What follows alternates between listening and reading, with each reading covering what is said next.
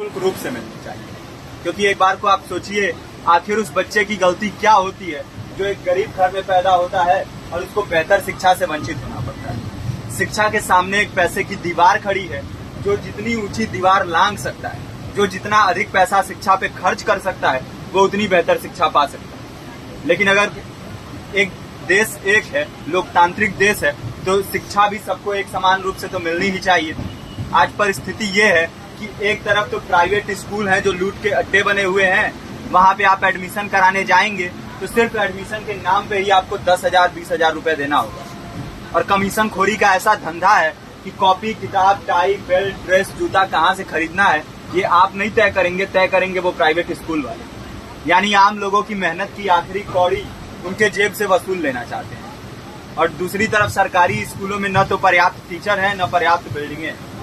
2019 का ही ये पुराना आंकड़ा है कि हर 100 में से 52 स्कूलों में या तो एक टीचर है या 2 टीचर हैं। और उन्हीं टीचरों के ऊपर जिम्मेदारी थोप दी जाती है कि जनगणना करो, मतगणना करो, पशुगणना करो, तमाम काम करवाए जाते हैं। और 19 के बाद से तब से कितने टीचर रिटायर हुए होंगे और 18 के बाद से कोई टीचर की वैकेंसी भी नहीं है। आप खुद भी सोच सकते हैं ये परिस्थिति और कितनी बिगड़ी हो। इसीलिए हम लोग ये मांग उठा रहे हैं, चाहे कोई राष्ट्रपति का बच्चा हो या किसी मजदूर का, सबको शिक्षा एक समान मिलनी चाहिए और निःशुल्क रूप से मिलनी चाहिए। प्रेमचंद ने अपने दौर में भी कहा था कि एक सभ्य समाज में ऊंची से ऊंची तालीम मुफ्त होनी चाहिए और इसका पूरा खर्च गवर्नमेंट को उठाना चाहिए, क्योंकि हमारे देश को फौज से ज्यादा आवश्यकता तालीम की है। और शिक्षा से जुड़ता हुआ ही दूसरा मुद्दा हम लोग उठा रहे हैं।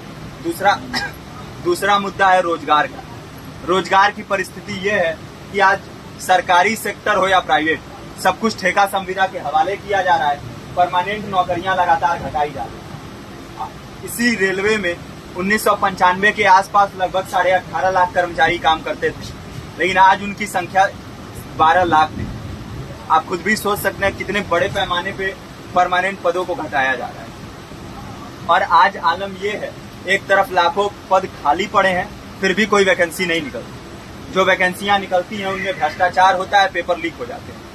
RO, UP police, BPSC, SSC, CGL, ऐसे तमाम पेपर लीक हो चुके हैं, आप लोग भी जानते ही। अभी नीट की धांधली में ये पता चला कि एक एक पेपर 30 लाख से 50-50 लाख रुपए में बेचा गया। हम और आप तो ये पैसा नहीं दे सकते। पूरी की पूरी कारस्तानी सरकार, प्रशासन, शिक्षा माफियाओं की होती है। और भुगतता कौन है? आम घरों के लोग, जो लोग सालों साल तैयारी करते हैं, दिन भर में 10-10 घंटे, 12-12 घंटे पढ़ते हैं। और इतनी कड़ी मेहनत के बाद, सालों साल की मेहनत के बाद उनके हाथ लगती है तो सिर्फ हताशा, निराशा, अवसाद। बहुत से छात्र नौजवान जो इस बेबसी में, इस डिप्रेशन में नहीं जी पाते, आत्महत्या तक के कदम उठा लेते हैं। लेकिन ये देश की विडंबना है कि टीवी चैनल, अखबार, मीडिया, नेता, मंत्रियों के लिए कहीं ये कोई मुद्दा नहीं है। उनके लिए मुद्दे हैं तो जाति, धर्म, रंग, नस्ल, अगड़ा पिछड़ा। आज जब पूरी परिस्थिति इतनी भयावह है तो ये जरूरी है कि लोगों के बीच में जाया जाए, लोगों को संगठित किया जाए और एकजुट किया जाए। क्योंकि आज अगर अपने मुद्दों पर बोलेंगे नहीं तो कल को ये परिस्थिति और बिगड़ेगी। हो सकता है ले दे के अपनी जिंदगी तो हम लोग काट ले जाएं, लेकिन आने वाली पीढ़ियों को क्या भविष्य दे के जाएंगे, ये भी सोचने वाली बात है। हमारे साथी ने आपको पर्चा दिया है, पर्चा आप तक पहुंच गया है। पर्चे में और भी बातें हैं, इसको पूरा विस्तार से पढ़िए। पर्चे में हमारा नंबर है, संपर्क कीजिए। फेसबुक का, इंस्टाग्राम का लिंक है, आप वहाँ पे जाएंगे तो आपको पता भी चलते रहेगा कि लगातार किन किन माध्यमों से हम इस अभियान को चला रहे हैं। नुक्कड़ नाटक, संगीत, शिक्षा सहायता मंडल, लाइब्रेरी, तमाम माध्यमों से इस अभियान को चला रहे हैं और कोशिश कर रहे हैं कि बड़े से बड़े पैमाने पर हर जगह पे लोगों को संगठित किया जाए और एकजुट किया जाए। आपके बीच भी आए हैं आपका साथ और सहयोग दें। साथ इस रूप में कि आप भी हमारे इस कारवां और इस मुहिम से जुड़िए।